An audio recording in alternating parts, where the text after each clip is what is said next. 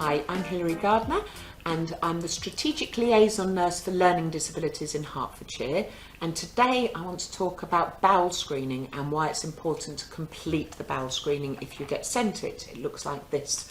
So I'm with today Megan, and Megan, you are our Health Equalities Nurse, and that means your job is around all the 3 cancer screenings and helping people with learning disabilities make sure that they attend or complete cancer screenings. Yes. So with bowel screening, can you tell us a bit about why bowel screening is important? So we get invited to bowel screening. Every person in England will be invited to bowel screening when they turn 60 years old if they're registered with a GP surgery. They will receive this in the post, Okay. and it's to look for signs of bowel cancer and for signs of changes in the bowel that may indicate that there's a concern there. So When you say concern, what do you mean? So maybe that there's something like polyps, which are little growths in our bowels that could turn cancerous if they are left. They're not cancerous to begin with, but if they are left untreated, they may turn cancerous. So they're looking, by doing this screening, they're looking for things in your bowels that could become cancerous if they don't get found. Yes. So it's a screening to try and stop you even reaching the point of getting bowel cancer. Yes, Right, absolutely. excellent. Okay. So this kit will come in the post. It will include a letter Okay. and some instructions on how to use the kit. Right, yeah, across the top there. So in this kit there is a sample pot Right. that is used to collect the sample of poo. Okay, so it's a poo sample. It's a When poo we're talking about sample, bowels, yes. when we eat our dinner, it goes through our stomach and then, you know, it goes through all our guts and comes out as a poo, and the bowel is our guts that the poo forms in, isn't it? Yeah. And then we poo it out, and then we have to take a little sample of poo. Just take a little swipe along the poo with this, pop it back in the pot, send it off in the post, and that's it. And then every 2 years you'll be invited for this, you'll be sent again. Right. You'll get a letter back from the NHS, will either say no further tests needed, or it may be that there's further tests needed, which would then, you'd get a letter for an appointment. Okay, to come so through. at this point, all we need to worry about is getting this sample. Yes. And then if there's more things needed, we can worry about that later. Yes. But at the moment, we're just looking at how to get this sample. Now, some people are going to say, oh, I don't want to do that. That's all about poo. Why do you say it's important? It's important because bowel cancer is the 4th most common cancer in the UK. Right. And it's important to catch the signs early before it becomes something that's harder to treat. And if it's left, if you did get bowel cancer and it wasn't treated, can you die from it? Yes, you can die from it. Right, so bowel cancer is one of the biggest killers. Yeah. So we don't want to die young, No. just because we're a bit embarrassed about taking a bit of poo, do we? Absolutely, and everybody Right. poos. So it's Yeah, important everyone to- poos. Yeah, absolutely. So let's just make sure we get that right. How can you support a person with a learning disability to complete bowel screening? So if you're somebody who supports a person with a learning disability and you know they've received this pack, what would you say to them about how important it is for them to help this person? So it's about assessing the person's understanding of the risks of not completing the screening. Obviously, the screening is looking for signs of changes that could develop into cancer. So it's really important that that person understands those risks if they're saying no to it. If they don't understand those risks, we need to consider a capacity assessment, as there is, without doing this, there is a risk that person could be left with cancer that could go untreated. And the earlier it's caught, the easier it is to treat. So we need to consider what would be in that person's best interest if they don't have capacity to understand it. Now that could be saying to that person, the GP or your doctor think this is really important that you need to complete this, we just need to get your poo. If you don't know when they go, just watch them for a little while, see if you can establish their routine, and if they are going into the toilet, ask them, I'm just going to come and do this, is that okay? Or don't flush the toilet, I'm coming in to do this afterwards. And just take any opportunity you can. It's really important to get this screening done. Absolutely. So even if the person is, independent and they're not going to let you in, it's about how important it is as the person who supports them to find a way of getting that sample, isn't it? Yes. Because, whether they've got an understanding and can agree to it, or if they haven't got an understanding that actually they're not agreeing to just doing this sample, they need to be able to understand that if I don't do this sample, I could end up with bowel cancer that goes untreated and I could die from it. Yes. And if they don't understand that, it's always in their best interest to go through with this, isn't it? It really, really is. And we do have different things that we can try to use. So we have some coverings that we can place over the toilet seat that could be a bit more covert if the person's going to have an issue with something being in the toilet. So these are things that we can look at doing as well.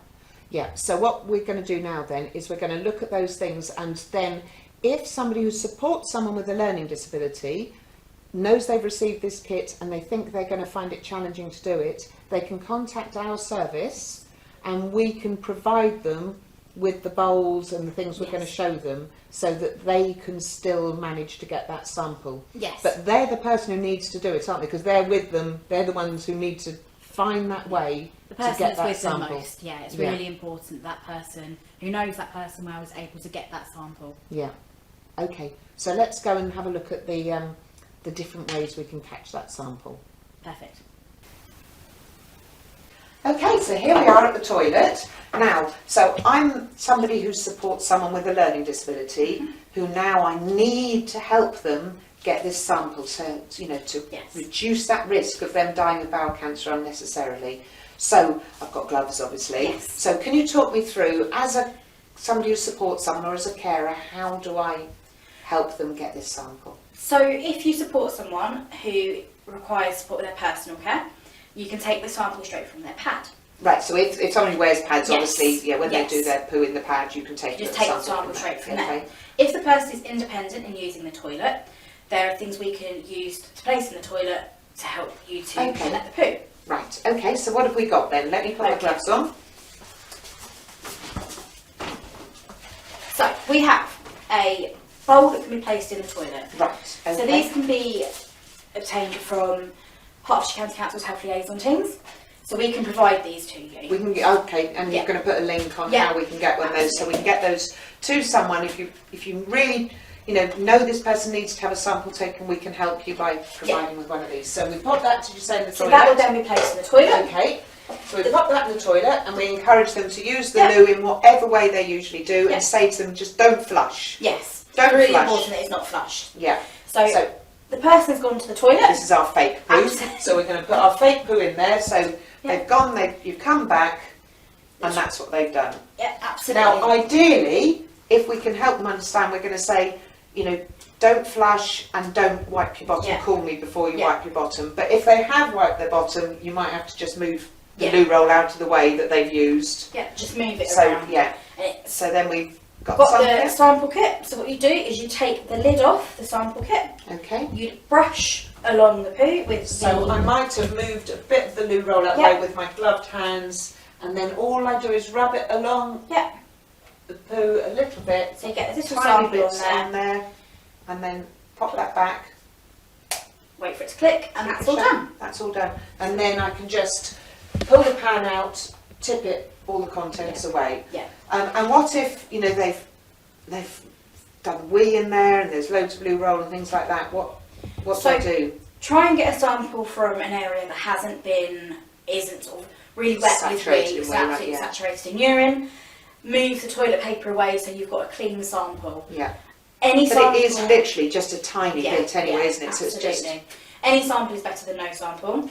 So it's really important that even if it has been sat in a little bit of wee, that or if it's sat in the toilet for Yeah. a while because I didn't know they'd been. yeah, it can wait as long as it's not dried up. Yeah. Then it'll be okay to use. Again, it's that any sample is better than no sample. Right, So it's okay. really important to do it because it could save someone's life. Yeah, absolutely, yeah. So that's fantastic. And now, what if I'm working with somebody who just is looking at that and they're just whipping out and throwing it away Okay. each time? I mean, obviously I'm going to spend a lot of time with them saying, no, this is really Yeah. important. The doctor says we need to catch it. We're going to do lots to try and reinforce that it's really important. The doctor wants it, the doctor needs it, to keep you healthy. But if there's still just, somebody who's not going to tolerate that, is there anything more we can offer? Yes, so we have kits that can be placed over the toilet seat or over the toilet and underneath the toilet seat that are clear and they're harder to see. So someone coming in, they may not necessarily see it straight away. Ah, right, okay. So, Shall we put one on and then show Absolutely. everyone what that looks like? yes. Perfect.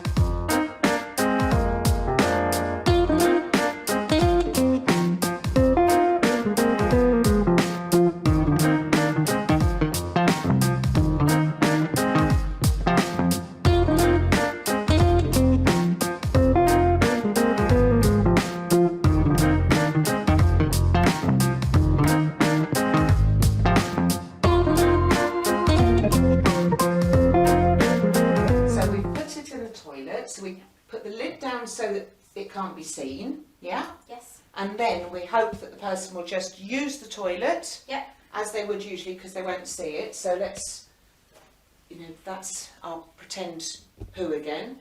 And then, so the good thing is though, isn't it, is if I flush now. It won't, the flush won't, the water from the flush won't go on the poo. Right. Because it's underneath where the poo So even if they are a person who always flushes, it's all fine.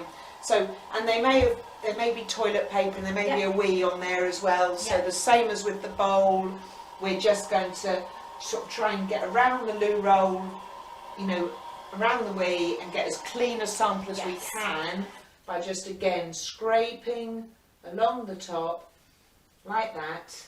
Yeah. And then we just put that in the pot again and click. Yes. Perfect. And then, so that's all done now. We've arrived, the person's gone, we've taken the sample, and then what do we have to do with this now then? So if you unstick it all from the sides, it can just all be flushed down the toilet. So I literally just unpick it and the bag is able to go down the toilet as well. Yep. So I don't need to do anything else with it. No, it's all environmentally friendly, so it can be flushed down the toilet. Fantastic. I'm not going to actually put this down because again it's the pretend poo, isn't it? So, but that's what we do. Fantastic. And again, it's another way, just that small act, which is not a nice thing for a carer to do, but the bottom line is that tiny little bit of poo could be the difference between you keeping that person from getting bowel cancer and dying and not, isn't it? So it's saving a life. Absolutely. By as a So carer important. just taking that tiny little sample. Thanks. If you support someone with a learning disability, it's good to know what is a healthy poo for that person and what isn't, so you can raise any concerns. But what is a healthy poo?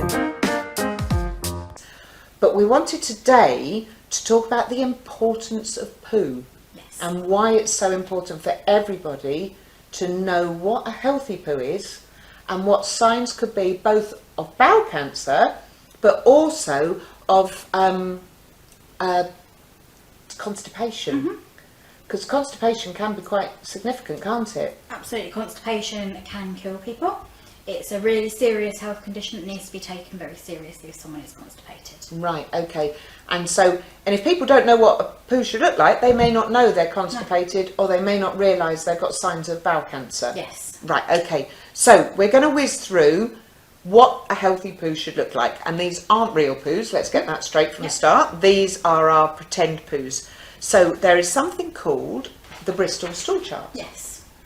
So the Bristol stool chart, do you want to just talk through what it does then? So the Bristol stool chart is a chart that's used to assess how long bowel movements are spent in the bowels. Oh, right. So type 1 has typically spent the most time in the bowels and type 7 has spent the least. We would be looking for a healthy poo of about type 3 or type 4. Okay, so if it's type 1 or 2, that's an indicator of constipation, really, isn't it? Absolutely. So if we're seeing these hard poos, like nuggets of poos, that is a sign of constipation. Right. Also, watery poo, very watery poo is a sign of constipation as well.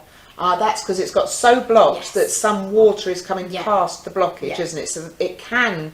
So let's talk through each and then we can come to that. So first of all, let's look at these. So like I say, they're fake, so I can hold them.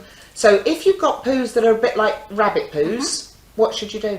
So if you've got poos that are like this, it's really important to make sure that you are getting enough water in your diet. Yeah. But speak to someone like a support worker, a doctor or your nurse around.